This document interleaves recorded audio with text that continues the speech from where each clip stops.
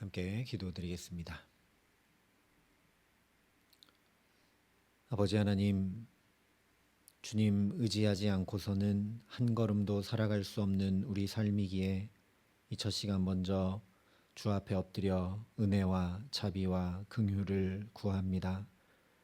하나님, 오늘 필요한 오늘의 새 은혜를 가득 채워주셔서 주님 주신 지혜와 능력과 사랑 가지고 넉넉히 주님 의지하여 이 하루 살아감에 부족함이 없도록 이 시간 말씀하여 주시고 성령으로 충만케 하여 주시옵소서.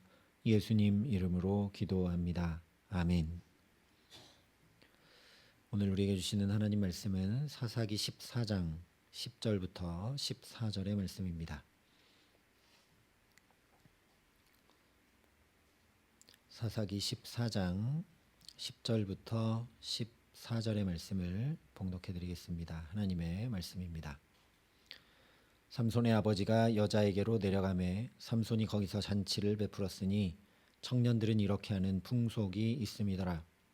무리가 삼손을 보고 30명을 데려와서 친구를 삼아 그와 함께하게 한지라. 삼손이 그들에게 이르되 이제 내가 너희에게 수수께끼를 내리니 잔치하는 이래 동안에 너희가 그것을 풀어 내게 말하면 내가 베옷 30벌과 겉옷 30벌을 너희에게 주리라.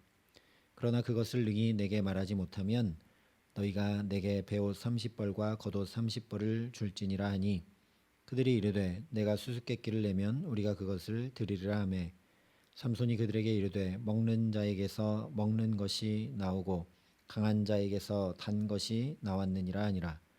그들이 사흘이 되도록 수수께끼를 풀지 못하였더라. 아멘. 9절까지 말씀에서 삼손은 하나님의 영이 임하여 사자를 맨손으로 찢는 놀라운 일을 경험하고서도 자신에게 임하시고 역사하신 함께하신 그 하나님의 일을 알리지도 않고 증거하지도 않았습니다. 살아계신 하나님을 증거하는 것은 단순히 다른 이들에게 복음을 전하는 일일 뿐만 아니라 상황과 사건과 사람을 잘 분별하여 나 자신을 유혹과 시험에서부터 지키는 것인데 이를 행하지 않은 것이죠. 또한 삼손은 나실인임에도 불구하고 주검을 만지고 주검에서 나온 꿀을 먹기까지 한 자신의 죄를 알려 회개할 줄도 몰랐습니다. 이 역시 단순히 죄를 고하고 회개하는 문제를 넘어서서 내가 하나님과 사람 앞에 은혜 입어 사는 첩경임에도 불구하고 삼손이 행하지 않았습니다. 이어지는 오늘 말씀에서는 바로 이 두 가지 문제, 즉 유혹과 시험에 넘어지고 은혜 입지 못한 채 자기의 힘으로 어떻게든 감당하려 하며 살아가는 삼손의 모습을 우리에게 전해주고 있습니다. 첫 번째로 은혜 입어 살려 하는 것이 아니라 내 힘으로 어떻게든 살려고 하니까 하나님의 방법으로 구별된 삶을 살지 못하고 세상 가치와 방법을 따라 살게 됩니다. 10절이 삼손의 아버지가 여자에게로 내려가매 삼손이 거기서 잔치를 베풀었으니 청년들은 이렇게 행하는 풍속이 있음이더라 말씀을 합니다. 물론 이것은 결혼식을 할 때 그렇게 행하던 블레셋의 풍속이라는 말씀이죠. 블레셋 여인과 결혼하니 그런 풍속을 따라 결혼식을 치렀다라는 이야기입니다. 하지만 이미 레위기 18장에 너희는 너희가 거주하던 애굽 땅의 풍속을 따르지 말며 내가 너희를 인도할 가나안 땅의 풍속과 규례도 행하지 말고 너희는 내 법도를 따르며 내 규례를 지켜 그대로 행하라. 나는 너희의 하나님 여호와이니라. 분명히 말씀해 주셨습니다. 그런데 삼손은 이 말씀을 정면으로 어기고 가나안의 풍속을 따라 살고 있습니다. 뿐만 아니라 11절에 무리가 삼손을 보고 30명을 데려와서 친구를 삼아 그와 함께하게 한지라 말씀을 합니다. 블레셋 아내를 맞이하고 이제 블레셋의 사위가 되는 것이니까 인간적으로 잘 살려면 블레셋 사람들과 친분을 쌓고 친밀하게 지내야 하는 것은 당연한 일입니다. 그러나 하나님의 사람 사사 삼손이 은혜를 구하는 것이 아니라 그렇게 이제 블레셋으로 장가를 드니까 블레셋 사람들하고도 친하게 지내고 더 가까이 지내고 이렇게 내 힘으로 내가 감당하고 내가 행하며 살려고 하니 소위 말하는 대로 그렇게 인맥을 넓히고 있는 것을 우리가 주목해 보아야 합니다. 마땅히 하나님을 더 가까이 하고 하나님과 함께 해야 할 삼손이 블레셋 사람들을 가까이 하고 함께 하고 있기 때문입니다. 이렇게 가나안 풍속을 따르고 가나안 사람들을 가까이 하면 잘 살 것 같았는지 모르지만 이어지는 말씀들을 보면 오히려 이 가나안 사람들로 인해 이 결혼이 파경에 이르게 될 뿐 아니라 아내와 장인이 죽음에 이르게 되는 공고한 인생이 삼손의 삶에 펼쳐집니다. 두 번째는 회개하여 죄를 청산하지 못한 채로 살아가니까 삼손이 분별력을 잃고 탐욕을 따라 살게 됩니다. 그것이 바로 수수께끼를 내는 삼손의 모습입니다. 12절 이하에 보면 삼손이 그들에게 이르되 이제 내가 너희에게 수수께끼를 내리니 잔치하는 이래 동안에 너희가 그것을 풀어 내게 말하면 내가 베옷 30벌과 겉옷 30벌을 너희에게 주리라.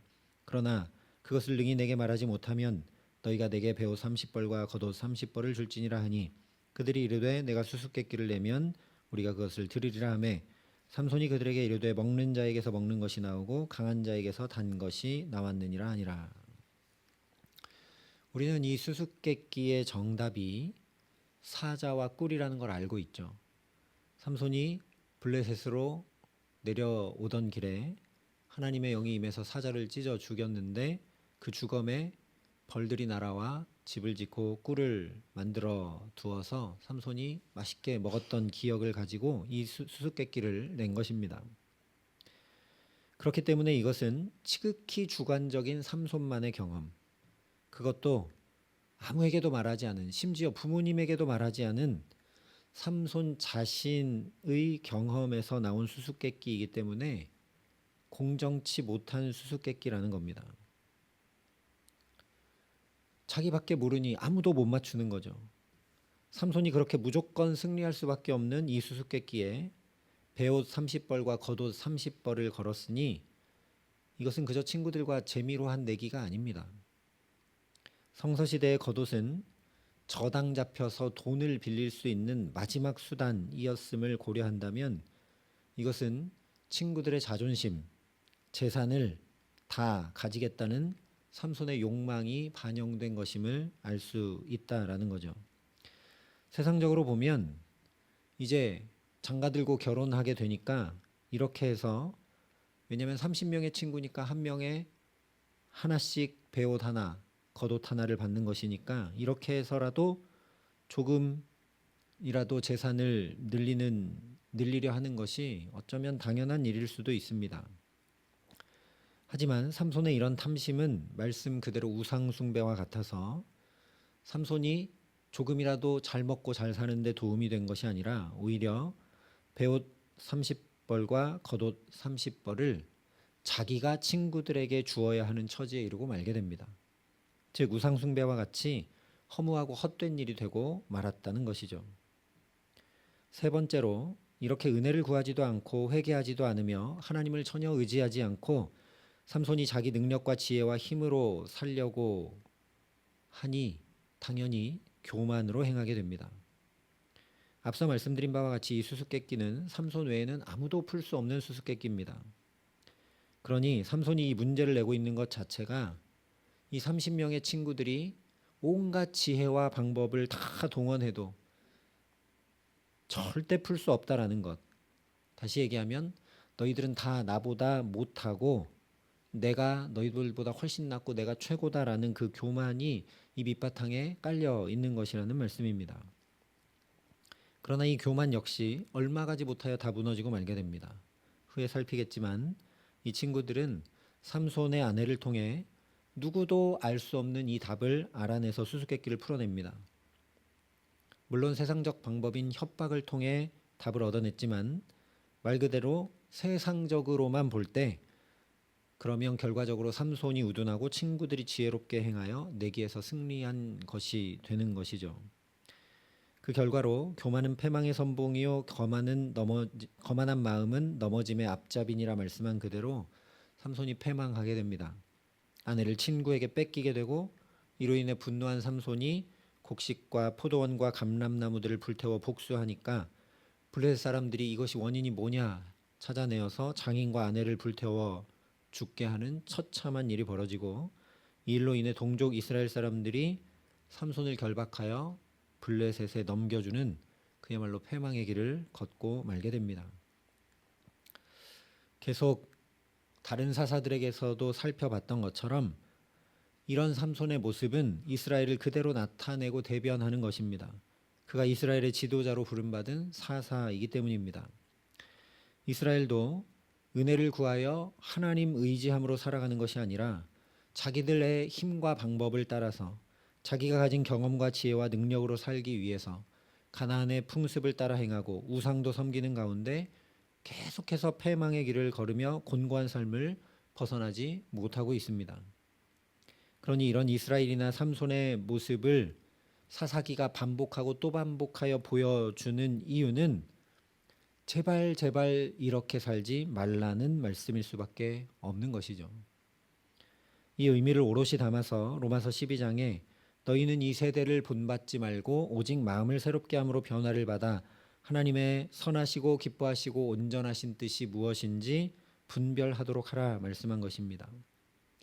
이 세대가 사는 방법, 가치, 풍습, 문화를 뒤따라 본받아 사는 것이 아니라 오직 마음을 새롭게 함으로 변화를 받아서 살아가라는 말씀이죠.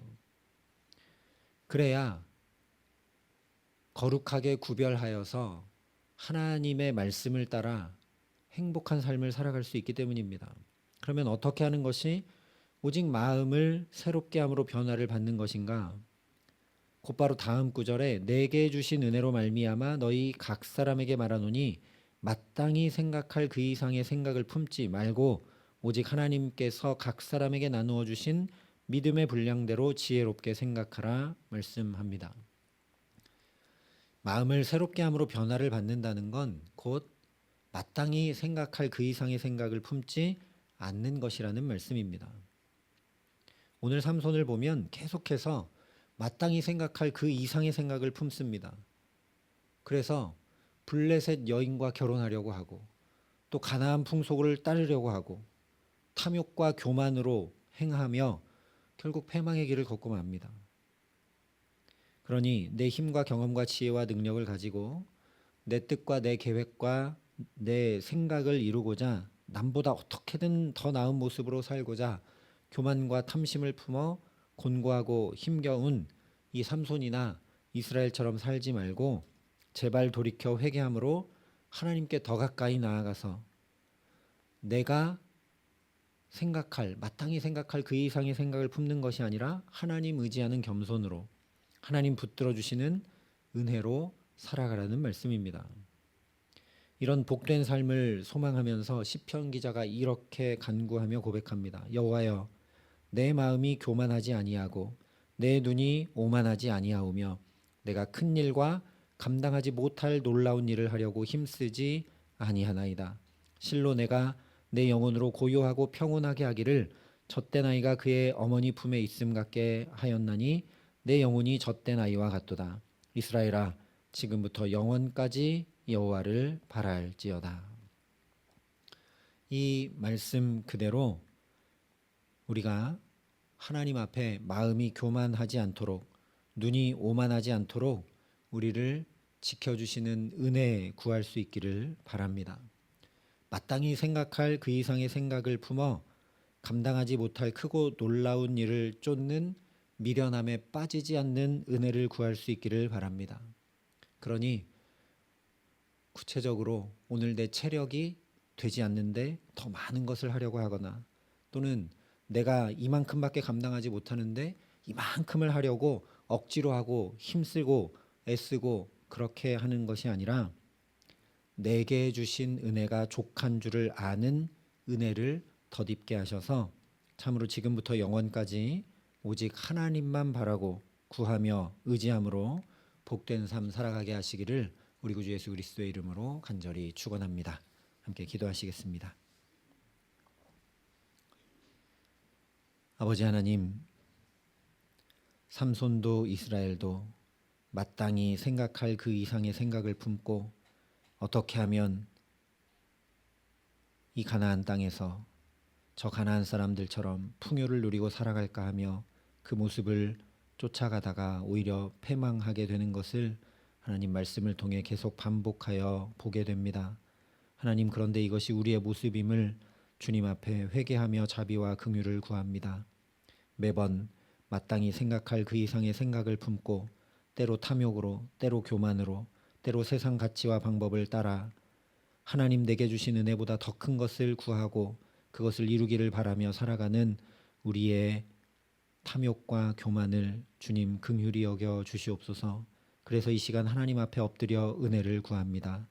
교만한 마음이 다 무너져 내리게 하여 주시옵시고 높아진 마음도 하나님 낮아 겸손하여지게 하여 주셔서 오직 하나님을 바라고 오직 하나님을 붙들고 의지함으로 내게 주신 그 은혜가 족한 줄 알고 오늘도 내게 주신 건강과 물질과 또 관계들 가운데 하나님 무리하지 않고 복된 걸음으로 주와 함께 동행하며 살아가는 은총 누릴 수 있도록 이 기도의 시간 우리를 친히 가르쳐 지도하여 주시고 성령으로 붙들어 함께하여 주시옵소서. 이제는 주 예수 그리스도의 은혜와 하나님의 사랑과 성령님의 교통하심이 여기 머리 숙여 주님 오늘 내게 주신 그 은혜 가지고 감사와 찬양으로 살기를 소원하고 결단하는 여기 모인 모든 주의 성도들과 사랑의 빛 모든 교우들과 이 나라의 민족과 이 귀한 복음을 오늘도 세계 만방에 전하시는 선교사님들 가운데 이제로부터 영원토록 함께 하시기를 간절히 축원하옵나이다. 아멘.